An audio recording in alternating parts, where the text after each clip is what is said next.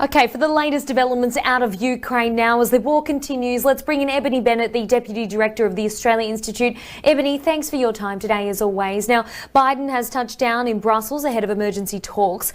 What will be achieved in these meetings? Well, the President has a number of meetings and obviously it's looking at boosting military aid to Ukraine as well as dealing with a number of other issues, including really trying to dissuade Russia against pursuing a nuclear path in Ukraine and several other important meetings. So the EU is going to be doubling its military aid. Germany, for example, I think is sending additional anti-tank weapons. So really it's about trying to strengthen sanctions against Russia, including against the Russian parliament itself and parliamentarians there, as well as boosting military aid overall. Really every attempt that NATO can make to strengthen Ukraine's opposition to this Russian invasion and help them hold out for as long as possible and to make this war as costly as possible for Russia. So essentially it's the West and NATO allies trying to strengthen Ukraine's resistance here, but without actually stepping foot in the ground. Will the leaders be able to agree upon anything here, enough to end the bloodshed that we're seeing in Ukraine? Or can anything be done? What more can be done to stop Putin now?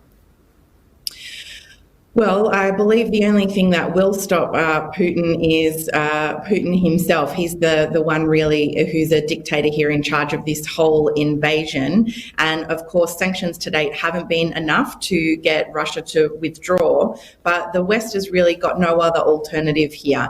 NATO can't send troops in without the threat of escalating this war even further. So it is between a rock and a hard place, and that's why sanctions have become so important. But we really have seen here, I think, a huge collective response, not just from Europe, but from many countries around the world, really imposing severe sanctions against Russia and making their opposition to this invasion well known. And Russia's really facing a steep cost here. The invasion hasn't gone to plan. It's lost a lot of troops.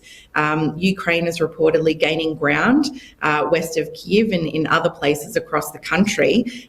So I think the reality for Ukraine is things are extremely dire and bleak, and that's probably not going to change in the short term.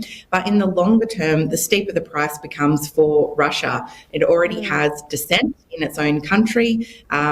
Sanctions are crippling its economy, and there's a steep price in Ukraine itself. If it aims to occupy the country, there's no sense that Ukraine will surrender at all. So it could be facing a very hostile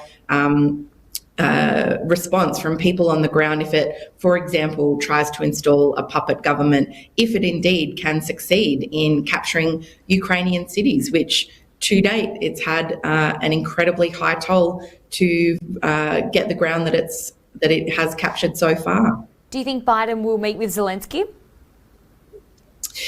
Well, it's tough. I'm sure he would like to. Zelensky is incredibly popular at the moment, but I can't, for example, see the United States president certainly travelling anywhere near a war zone.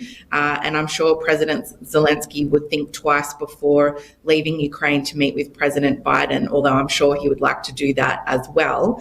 I think Zelensky has been incredibly successful at getting his message to a number of foreign parliaments to really put the case forward for helping Ukraine. So I'm sure everyone will be doing what they can to make it happen, but given the security situation, I'm not sure how likely that is. Now, the US has officially determined Russia is committing war crimes in Ukraine. What does this actually mean, though? And I guess, how does this change the landscape? Can there be any accountability? Does this mean Putin can never come back from this? Will this only frustrate him more, though, if he has nothing to lose? Well, I thought the United Nations General Assembly vote was quite significant, calling on Russia to withdraw. It really does show that this isn't backed by the international community, and certainly the United States raising the possibility, labelling this as war crimes, is significant. But in the short term, These types of things are normally investigated by the International Criminal Court, to which the United States is not subject. Potentially that makes things difficult. These processes normally happen through the United Nations, of which Russia is a member, which also makes things difficult. But it is incredibly important. A lot of war crimes are difficult to prove because evidence is difficult to gather. So I think it's important to put Russia on notice that people are already trying to gather evidence. Ukrainians are certainly videoing a lot of evidence of what they claim as war crimes on the ground. And certainly the international community can see from outside what appears to be war crimes, the targeting of civilian cities and infrastructure, not enabling humanitarian aid to get to people on the ground. All of this is well documented, and potentially that does create huge problems for Russia down the line if these types of allegations are pursued through the courts, whether from the United States or elsewhere. Potentially, Vladimir Putin won't be able to travel outside of Russia for fear of being subject to a war crimes challenge. Okay, Ebony Bennett, thank you as always. Thank you. The bottom 20% get nothing. They're really unfair tax cuts. People want to see much stronger action from the government when it comes to climate change. It's no coincidence that we have a wages crisis in Australia. Transitioning to net zero emissions, it doesn't seem like there's much room for gas.